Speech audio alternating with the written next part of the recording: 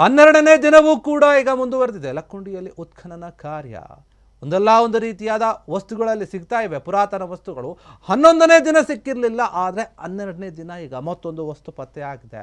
ಇಲ್ಲಿವರೆಗೂ ಕೂಡ 40ಕ್ಕೂ ಹೆಚ್ಚು ಪುರಾತನ ವಸ್ತುಗಳು ಪತ್ತೆಯಾಗಿರುವಂಥದ್ದು ಲಕ್ಕುಂಡಿಯಲ್ಲಿ. ಈಗ ಮತ್ತೊಂದು ವಸ್ತು ಪತ್ತೆಯಾಗಿದೆ. ಅದು ಹಲವಾರು ಆಯಾಮಗಳಲ್ಲಿ ತನಿಖೆ ಮಾಡೋಕ್ಕೆ ಇನ್ನೂ ಕೂಡ ಈಸಿ ಆಗ್ತದೆ, ಮತ್ತೆ ಕುತೂಹಲ ಮೂಡಿಸ್ತಾ ಇದೆ. ಪತ್ತೆಯಾದಂತಹ ವಸ್ತು ನೋಡಿ, ಕೆಲಸ ಆರಂಭಿಸಿದಾಗ ಅಡಿಕೆ ಆಕಾರದ ವಸ್ತು ಪತ್ತೆಯಾಗ್ತದೆ.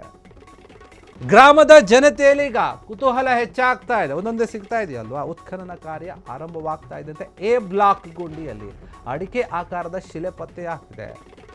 ಕಿರೀಟ ಅಥವಾ ಶಿಲೆಯ ಮೇಲ್ಭಾಗದ ಭಗ್ನ ಅವಶೇಷದ ರೀತಿ ಕಾಣಿಸ್ತಾ ಇದೆ. ಇದು ನೋಡಿ, 10 × 10 ಚದರ ಮೀಟರ್ ವಿಸ್ತೀರ್ಣದಲ್ಲಿ 4 ಬ್ಲಾಕ್ಗಳನ್ನು ಮಾಡಿ ಉತ್ಖನನ ನಡೀತಾ ಇದೆ. ಅಲ್ಲಿ 11ನೇ ದಿನ ಹುಡುಕ್ತಾ ಇದ್ರು, ಅದರಲ್ಲಿ ಏನೂ ಸಿಕ್ಕಿರಲಿಲ್ಲ, ಯಾವ ಅವಶೇಷಗಳು ಕೂಡ.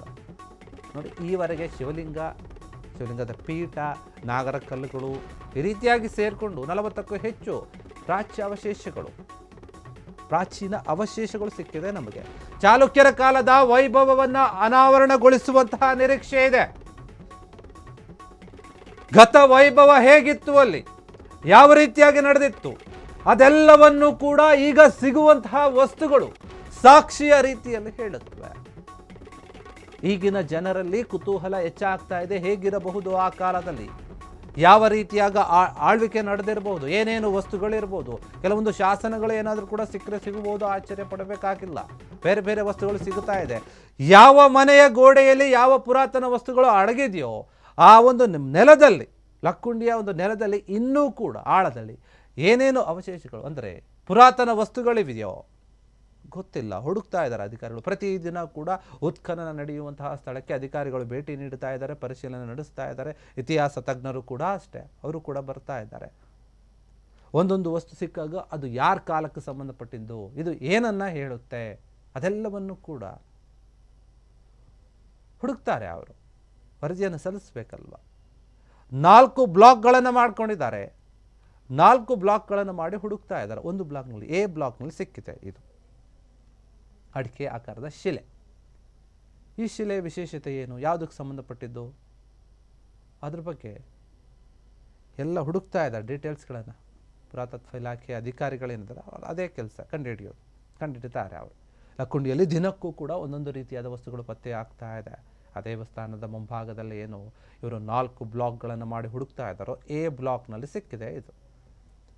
ಇಡೀ ಲಕ್ಕುಂಡಿಯಲ್ಲಿನೇ ಹುಡುಕಬೇಕು, ಉತ್ಖನನವನ್ನು ನಡೆಸಬೇಕು ಅಂತ ಸರ್ಕಾರ ಯೋಚನೆ ಮಾಡ್ತಾ ಇದೆ. ಈಗ ಸದ್ಯಕ್ಕೆ ಯಾವ ಸ್ಥಳದಲ್ಲಿ ಹುಡುಕ್ತಾ ಇದ್ದಾರೋ ಅಲ್ಲಿ ಕೆಲವೊಂದು ಪುರಾತನ ವಸ್ತುಗಳು ಪತ್ತೆ ಆಗ್ತಾ ಇರೋದ್ರಿಂದ ಅಪಾರ ಪ್ರಮಾಣದಲ್ಲಿ ಭೂಮಿಯಲ್ಲಿ ಅವಶೇಷಗಳು ಅಡಗಿವೆ. ಅದರ ಜೊತೆಗೆ ನಿಧಿ ಕೂಡ ಇರುವ ಸಾಧ್ಯತೆ ಇದೆ. ಯಾಕಂದರೆ ನಿಧಿ ಸಿಕ್ಕಿದೆ. ಸುಮ್ಮನೆ ನಿಧಿ ಇದೆ ಅಂತ ಹುಡುಕೋದಿಲ್ಲ.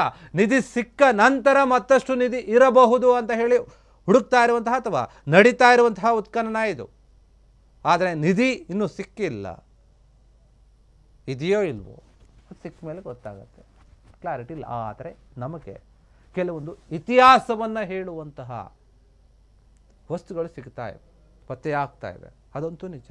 ಅದು ಸಿಕ್ಕರೂ ಕೂಡ ಅಷ್ಟೇ ನಮಗೆ ನಮ್ಮ ಹಿಸ್ಟ್ರಿ ಏನು ಅನ್ನೋದು ಗೊತ್ತಾಗುತ್ತೆ. ಚಾಲುಕ್ಯರ ಕಾಲದ ಗತ ವೈಭವ, ಅದರ ಬಗ್ಗೆ ಅಲ್ಲಿ ಯಾರಿದ್ರು, ಯಾವ ಕಾಲದಲ್ಲಿ ಆಗಿರುವಂಥದ್ದು, ಯಾರಿದನ್ನು ಮಾಡಿದ್ರು, ಯಾವ ಕಾರಣಕ್ಕಾಗಿ ಈ ವಸ್ತುಗಳನ್ನು ತಯಾರು ಮಾಡಿದ್ರು, ಇವೆಲ್ಲದರ ಬಗ್ಗೆ ಕೂಡ ಪತ್ತೆ ಆಗುತ್ತೆ, ವಿಚಾರ ತಿಳಿಯುತ್ತೆ. ಅದು ನಮ್ಮ ಇತಿಹಾಸವನ್ನು ನಾವೇ ಈಗ ಹುಡುಕ್ತಾ ಇದ್ದೇವೆ.